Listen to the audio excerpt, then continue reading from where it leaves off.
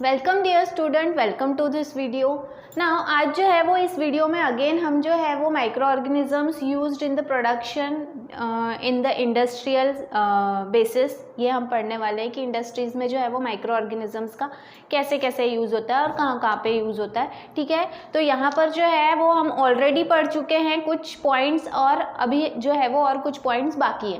Now यहाँ पे आज जो हम पढ़ने वाले हैं वो है production of vitamins. As we know कि विटामिन जो है ये हमारे बॉडी ग्रोथ के लिए इम्पॉर्टेंट है। ठीक है, प्लस विटामिन्स जो हैं वो ऐसे सब्सटेंसेस हैं जो हमारे बॉडी में प्रेजेंट तो रहते हैं लेकिन हमारी बॉडी उसे प्रिपेयर नहीं कर सकती। ठीक है, तो यहाँ पे विटामिन्स क्या हैं, ये कुछ नाइट्रोजनस कंपाउंड्स है। ठीक है, जो हमारे बॉडी में बहुत सारी ऐसी क्रूशियल एक्टिविटीज़ हैं, इंपॉर्टेंट एक्टिविटीज़ हैं जिन्हें परफॉर्म करने में हमारी बॉडी को मदद करता है। ठीक है ना, ये जो भी कंपाउंड्स है ये ह्यूमंस जो है वो खुद प्रिपेयर नहीं, उनकी बॉडी जो है वो खुद प्रिपेयर नहीं कर सकती, सिर्फ विटामिन डी के अलावा। विटामिन डी जो है ये हमें सन से मिलता है। जैसे ही हम सनलाइट के सामने अगर हम खड़े हो जाते हैं तो हमें जो है वो सनलाइट, अगर हमारी बॉडी जो है सुबह की जो धूप, कहते हैं ना कि धूप में खड़ा रहना चाहिए, धूप जो है वो लेनी चाहिए, सन बाथ लेनी चाहिए, तो सुबह की जो कौली धूप होती है उसे लेना चाहिए क्योंकि उससे हमारे बॉडी में जो है वो विटामिन डी तैयार होता है। लेकिन इसके अलावा जो दूसरे विटामिन्स हैं वो विटामिन्स हमारी बॉडी तैयार नहीं कर सकती। ठीक है, and therefore they have to be supplied in small amount in the diet, और इसी वजह से वो खाने के थ्रू, हम जो भी खाना खाते हैं उसके थ्रू थोड़े थोड़े अमाउंट में वो हमारे बॉडी में जो है वो ऐड की जाती है।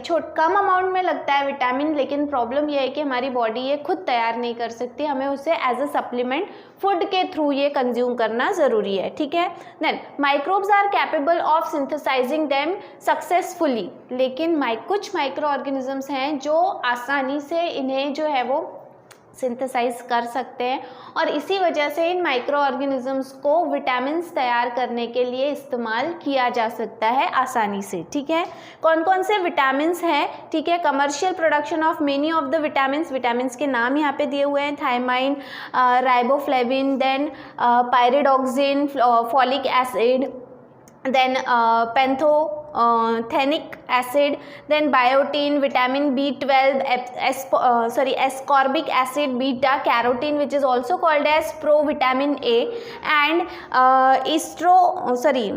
ergostrol that is provitamin D। ये कुछ ऐसे विटामिन्स हैं जो माइक्रो ऑर्गेनिजम्स आसानी से तैयार कर सकते हैं। यही कारण है कि इन माइक्रो ऑर्गेनिजम्स को इंडस्ट्रीज में विटामिन तैयार करने के लिए यूज़ किया जाता है। ठीक है, देन विटामिन्स जो हैं ये स्पेशली माइक्रो ऑर्गेनिज्म फर्मेंटेशन करते हैं और उस फर्मेंटेशन के रिजल्ट के तौर पे वो ये विटामिन्स जो है वो तैयार करते हैं। ठीक है, तो कौन कौन से ऐसे माइक्रो ऑर्गेनिजम्स हैं जो कौन से विटामिन्स तैयार करते हैं वो इस चार्ट में बताया गया है। जैसे कि name of the vitamins, vitamin B2 जो है वो न्यूरोस्पोरा गॉसिपाई एंड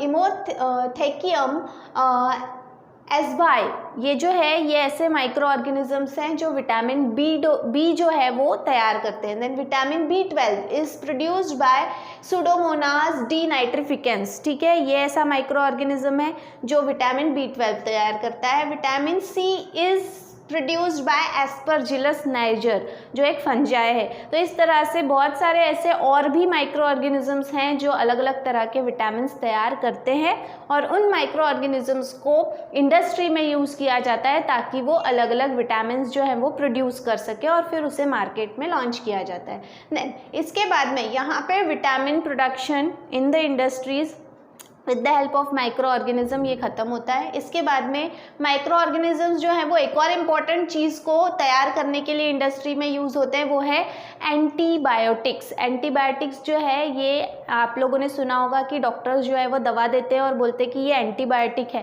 तो antibiotics are mainly use as a medicine जो, और एंटीबायोटिक की डिस्कवरी की वजह से जो है वो एक बोल सकते हैं हम कि हमने बहुत वैरायटी ऑफ डेंजरस डिसीजेस से जो है वो इस एंटीबायोटिक ने हमें बचाया है। इसके अगेंस्ट में बहुत सारी मेडिसिन जो है वो हम तैयार कर पाए हैं because of the discovery of antibiotics. ठीक है, एंटीबायोटिक की सबसे पहली जो डिस्कवरी है, मतलब सबसे पहला एंटीबायोटिक जिन्होंने डिस्कवर किया उनका नाम है फ्लेमिंग अलेक्जेंडर। ठीक है, उन्होंने पेनिसिलिन नाम का जो है वो सबसे पहले एंटीबायोटिक तैयार किया था। एक्चुअली वो ये काम कर ही नहीं रहे थे, वो जो है वो कुछ और ही स्टडी कर रहे थे। He was studying on E coli bacteria के ऊपर वो रिसर्च कर रहे थे। और एक दिन क्या हुआ कि उन्होंने गलती से जो है वो जो बैक्टीरियल कल्चर होता है वो टेबल पे ही उस कल्चर का जो ढक्कन है वो खुला रह गया और वो वहाँ पर सो गए। रात भर सोने के बाद में जब वो सुबह उठे और उन्होंने देखा कि वो ढक्कन खुला हुआ है, लेकिन उन्होंने देखा कि उस बैक्टीरिया के बाजू में एक कॉटनी, मतलब बिल्कुल जैसे वेलवेट होता है उस तरह का एक ग्रोथ वहाँ पे हो रहा था। और जैसे जैसे वो आगे बढ़ रहा था वैसे वैसे बैक्टीरियल कॉलोनी जो है वो डिस्ट्रॉय होते जा रही थी। और इस तरह से उन्होंने फिर फाइंड आउट किया कि ये कौन सी चीज़ है जो बैक्टीरिया को मार सकता है, तो वो था पेनिसिलिन। ठीक है, वो पेनिसिलियम फंगस था जिसको फिर उन्होंने उससे तैयार करने वाले एंटीबायोटिक को उन्होंने पेनिसिलिन नाम का, मतलब पेनिसिलिन नाम दिया, पेनिसिलिन नाम का एंटीबायोटिक ये नाम दिया।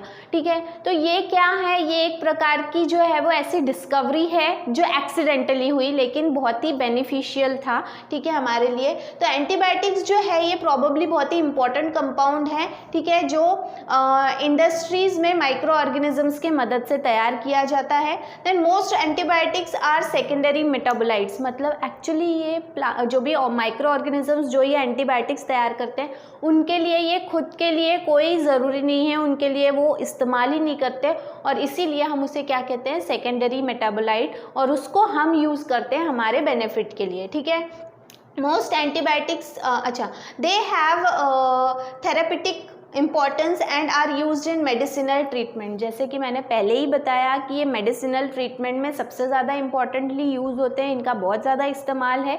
ठीक है, then these are produced in small amounts by certain microbes like bacteria, fungi and few algae. जो भी एंटीबायोटिक्स हैं ये वैरायटी ऑफ माइक्रो ऑर्गेनिजम्स के थ्रू तैयार किया जाता है, वेदर इट में भी बैक्टीरिया, फंजाई या फिर अल्गी। ये ऐसे माइक्रो ऑर्गेनिजम्स हैं जो एंटीबायोटिक्स तैयार करते हैं। ठीक है, देन इसके बाद में they are used as medicine, they are antibacterial, antifungal, medicine के तौर पे यूज़ होते हैं। इनमें प्रॉपर्टी है कि ये एंटीबैक्टीरियल है, मतलब बैक्टीरिया को मार सकते हैं, बैक्टीरिया से लड़ सकते हैं। एंटीफंगल है, फंगस से लड़ सकते हैं, फंगस को मार सकते हैं। तो इनमें और भी बहुत सारी प्रॉपर्टीज़ हैं।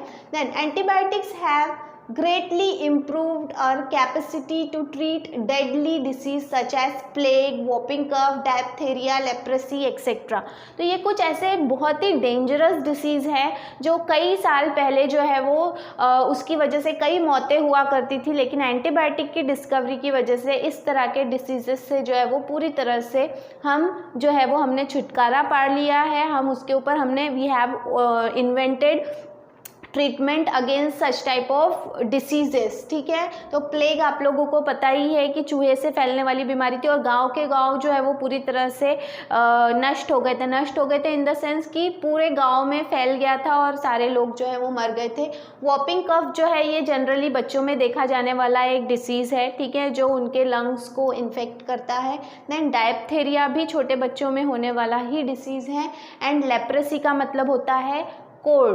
ठीक है, कोढ़ मतलब उसे छूत की बीमारी कहा जाता था, जिसमें आपके फिंगर्स जो हैं, अगर आपके हाथों में हुआ है तो आपकी फिंगर्स गलकर टूट जाती थी, पैरों की फिंगर, ऐसे बहुत सारा जो है उसके टाइप्स हैं बहुत सारे। तो ये सारी चीज़ें जो हैं ये बहुत ही डेंजरस डिसीज़ हुआ करते थे, लेकिन because of the discovery of antibiotic ये पॉसिबल हुआ कि इन डिसीजेस से जो है वो हम अपने आप को बचा सकें। देन यहाँ पे भी कुछ एग्जाम्पल दिए हुए हैं। क्लोरोमाइसिटिन ये एंटीबायोटिक का नाम है जो स्ट्रेप्टोमाइसिस वेनिजुले नाम का जो माइक्रो ऑर्गेनिज्म है उसके थ्रू ये तैयार होता है। Then erythromycin is produced by streptomyces erythreus. ठीक है, ये माइक्रो ऑर्गेनिज्म का नाम है। पेनिसिलिन जो मैंने आपको बताया is produced by penicillium chrysogenum, ये उस फंगस का नाम है। Then streptomycin is produced by streptomyces griseus. ठीक है, then griseofulvin is produced by penicillium griseofulvum, ठीक है। Then bacitracin is produced by bacteria called as bacillus licheniformis, ये इस माइक्रो ऑर्गेनिज्म का नाम है, एक्चुअली बैक्टीरिया का नाम है। Then oxytetracycline which is also called as